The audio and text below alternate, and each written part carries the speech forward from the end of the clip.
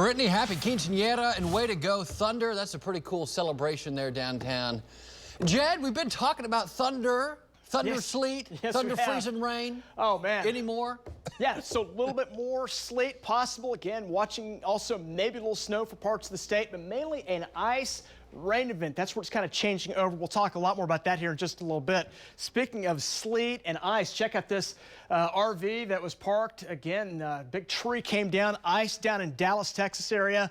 Came down right on top of that, and so it was a major problem down in Texas. Look how thick that ice is there, and that brought tree limbs down and again causing some problems with the big tree there coming down right in that semi there, or that RV there from yesterday. Again, a lot of ice down in Texas, more ice here coming up for today. They had some problems on the roadways down there as well as that ice was moving across there. A lot of heavy sleet down in the Dallas-Fort Worth area yesterday, and more freezing rain to add on top of that as we go into the day today. Here in Oklahoma, we had most of our problems in east and southeast Oklahoma. Look at the semi there.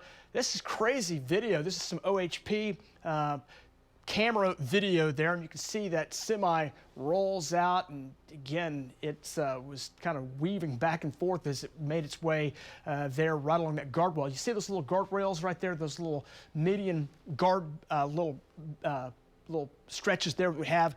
Those are so helpful, and you can see this the OHP coming up on that, and definitely saving a lot of lives and definitely protecting the driver of that. As it again, there could have been some major issues there, fatalities and lots of injuries with that if that would have that guardrail would not have been there. So good news that this was a situation not as bad as it was, but definitely terrifying when the roads are that icy, and that was over in eastern parts of Oklahoma. Let's talk about our weather again coming up for today. We're talking the ice and the sleet coming back in.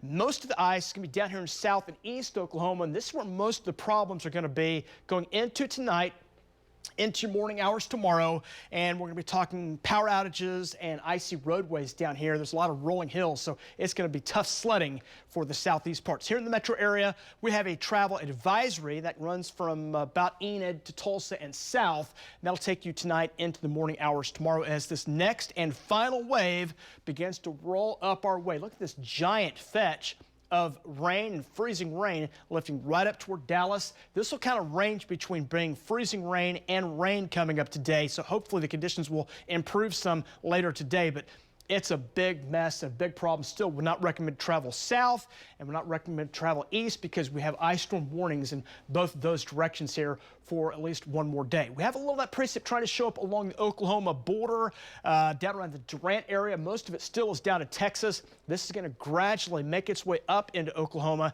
and by afternoon and evening, that will approach central Oklahoma.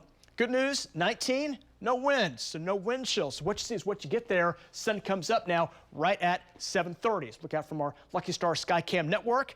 Winds are light this morning. There is some good news here this morning. Winds are calm in many spots around the metro, so lighter winds. Got a little bonus to talk about in this menagerie of wild winter weather we have across Oklahoma. As we check our forecast here today, 25 here at 10 o'clock. 29 at noontime today. We'll climb up near or above freezing by 2 o'clock today, 34 at 4 o'clock, and then we start to go back downhill heading in the evening, and that's when that precip begins to develop. Those chances start to go up later this afternoon, especially this evening into the overnight periods tonight. Teens and 20s across Oklahoma right now. Again, those winds are light, so not everybody reporting a wind chill, but if you get even just a breath of wind, it drops those wind chills down through the teens, 10, 11, 12, 13 north, and then you get down south around 17, even colder up near Alva right now. So most spots will climb at or above freezing today, so we'll have a chance to recover at least a little bit.